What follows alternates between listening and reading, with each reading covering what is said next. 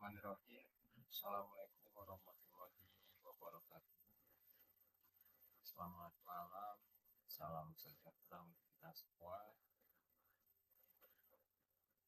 Eh, Pada kesempatan malam hari ini berjumpa lagi sama saya selaku tutor di bidang studi bimbingan dan konseling.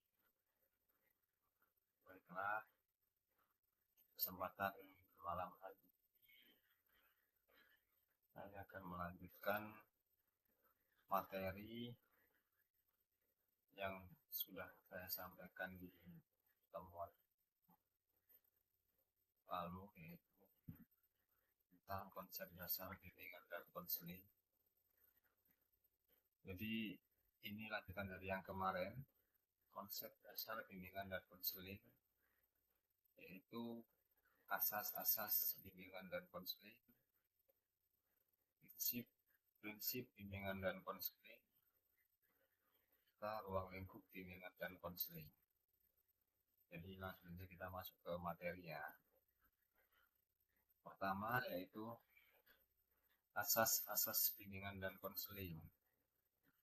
Menurut Prayitno, asas-asas bimbingan dan konseling yaitu satu, asas kerahasiaan.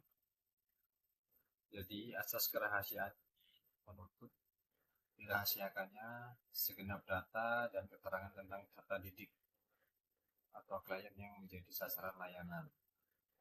Jadi peserta didik itu artinya dari kita sebagai konselor atau guru bimbingan konseling itu sangat merahasiakan sekali ya.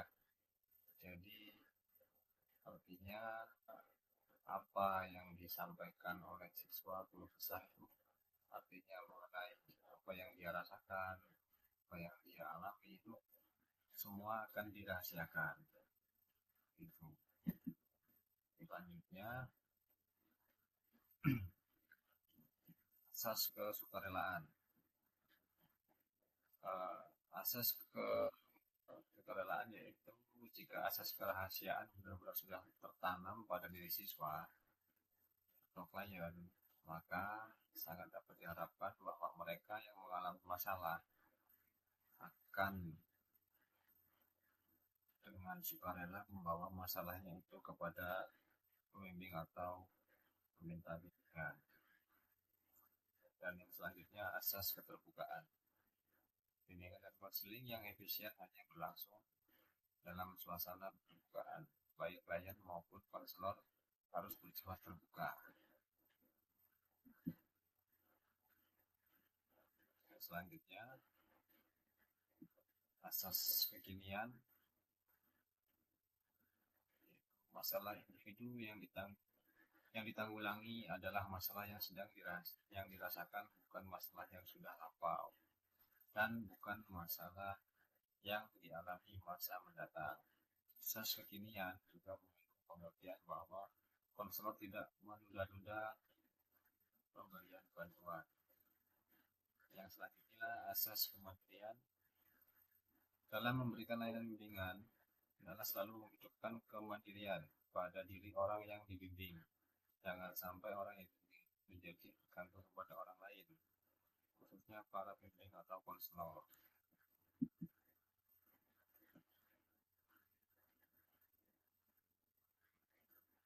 Yang selanjutnya asas kegiatan. Usaha layanan bimbingan dan konseling akan memberikan buah yang tidak berarti bila individu yang dibimbing tidak melakukan kegiatan dalam mencapai tujuan-tujuan bimbingan. Selanjutnya asas kedinamisan. Upaya layanan bimbingan dan konseling menghendaki terjadinya perubahan dalam individu yang dibimbing, yaitu perubahan tingkah laku ke arah yang lebih baik. Yang selanjutnya asas keterpaduan.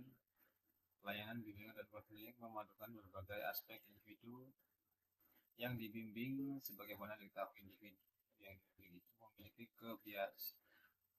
memiliki berbagai segi. Kalau keadaannya tidak saling serasi dan terpadu, itu akan menyebabkan masalah. Selanjutnya asas kenormatifan. Usaha bimbingan dan konseling tidak boleh bertentangan dengan norma-norma yang berlaku, baik ditinjau dari norma agama, norma adat, norma hukum, negara, norma ilmu, atau kebiasaan sehari-hari.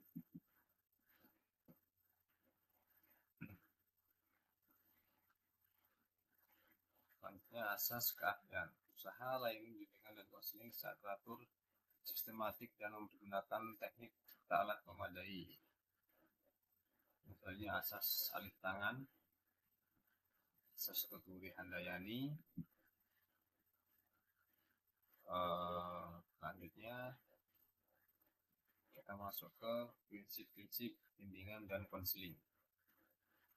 Prinsip-prinsip bimbingan adalah hal-hal yang dapat dijadikan pedoman dalam pelaksanaan layanan bimbingan. Adapun prinsip-prinsip tersebut adalah satu, prinsip-prinsip yang berkenaan dengan sasaran layanan. Sama, bimbingan dan konseling melayani semua individu tanpa memandang umur, jenis kelamin, suku, agama, dan status sosial. Misalnya bimbingan dan konseling berurusan dengan pribadi dan karakter yang unik dan dinamis. Selanjutnya, bimbingan dan konseling memperhatikan sepenuhnya tahap dan berbagai aspek perkembangan individu.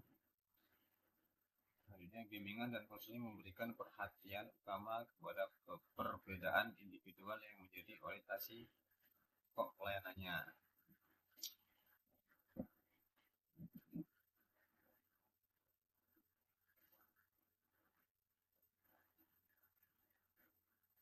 Yang kedua, prinsip-prinsip yang berkenaan dengan permasalahan individu.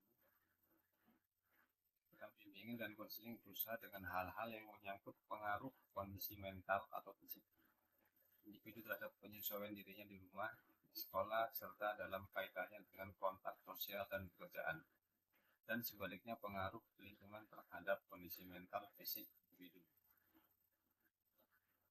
Kedua, kesenjangan sosial, ekonomi, budaya merupakan faktor timbulnya masalah pada individu dan kesemuanya menjadi perhatian utama pelayanan. Ketiga, prinsip-prinsip yang berkenaan dengan program layanan. Bimbingan dan konseling merupakan bagian integral dari pendidikan dan pengembangan individu. Karena itu, program bimbingan harus disesuaikan dan dipadukan dengan program pendidikan serta pengembangan peserta didik. Program bimbingan dan konseling harus fleksibel, disesuaikan dengan kebutuhan individu, masyarakat, dan kondisi lembaga. Program bimbingan dan konseling diikuti secara berkelanjutan dari jenjang pendidikan yang rendah sampai tinggi. Terhadap isi dan pelaksanaan program bimbingan dan konseling, perlu adanya penilaian yang teratur dan terarah.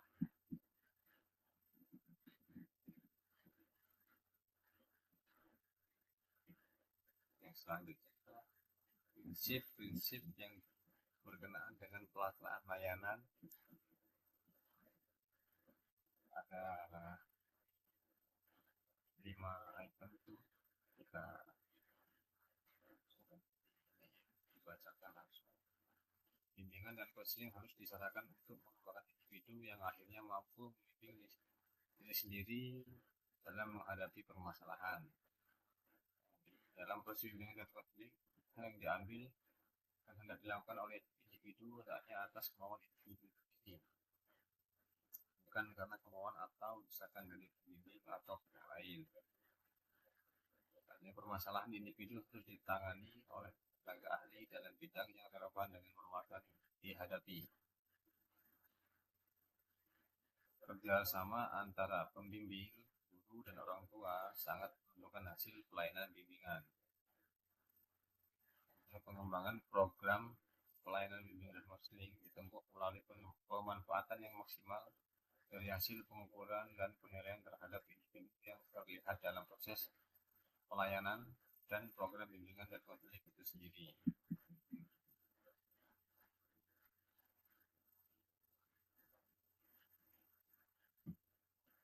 Selanjutnya, ruang lingkup bimbingan dan konseling. Menurut pendapat Abu Bakar M. Ludin, ruang lingkup bimbingan dan konseling terbagi menjadi 2, yaitu satu, pelayanan bimbingan dan konseling di sekolah. Pelayanan bimbingan konseling di sekolah itu dapat ditinjau dari berbagai segi. Yang pertama itu segi fungsi. Segi fungsi itu ada beberapa juga, yaitu fungsi pemahaman, memungkinkan jalan keluar dari pemecahan masalah yang ditemui. Yang kedua, fungsi pencegahan, untuk mencegah paling atau tidak memperkecil akibat yang akan timbul dari masalah siswa. Dan yang ketiga, fungsi pemeliharaan, fungsi pengembangan, dan fungsi pengentasan.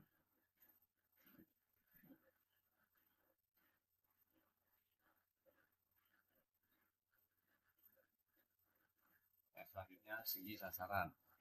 Ditinjau dari segi sasarannya, pelayanan bimbingan materi di sekolah diperuntukkan untuk seluruh siswa di sekolah agar siswa dapat mencapai pengembangan yang optimal melalui kemampuannya dalam pengenalan penerimaan diri dan lingkungan, membantu siswa untuk mengembangkan motif dan motivasi belajar, dan memberikan dorongan dalam mengarahkan diri, pemecahan masalah, dan pengambilan keputusan dalam pendidikan.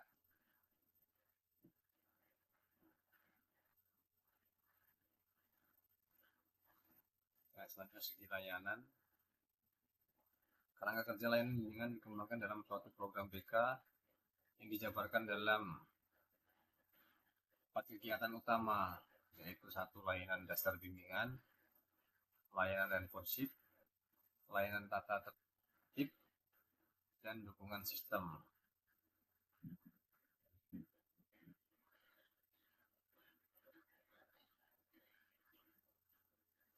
Misalnya segi masalah, ditinjau dari segi masalah yang dihadapi oleh siswa, bimbingan di sekolah mencakup 4 bidang, yaitu bimbingan pribadi, bimbingan sosial, bimbingan belajar, dan bimbingan karir.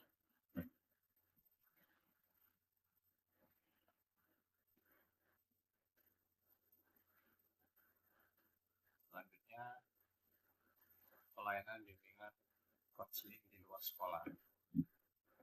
Sebagaimana pendapat Abu Bakar M. Nudin, konseling di luar sekolah meliputi yang pertama, bimbingan dan konseling dalam lingkungan keluarga, bimbingan konseling dalam lingkungan yang lebih luas, bimbingan atau di masyarakat. Adapun fungsi lain bimbingan konseling di masyarakat, yaitu yang pertama fungsi pemahaman, fungsi pencegahan,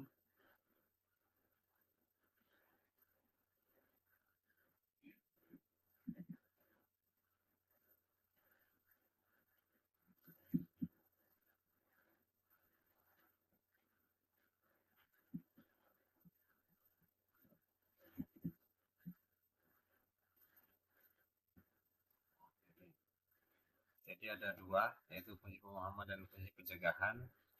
Fungsi pemahaman membantu konseling agar memiliki pemahaman terhadap dirinya atau potensinya dan lingkungannya, pendidikan, pekerjaan, dan norma agama.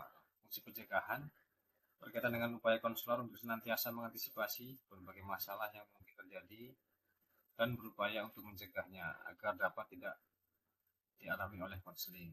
Melalui fungsi ini dapat memberikan bimbingan kepada konseling tentang cara menjadikan diri dari perbuatan atau kegiatan yang membahayakan dirinya, di antaranya dengan memberikan pengetahuan dan keterampilan sebanyak-banyak kepada konseling.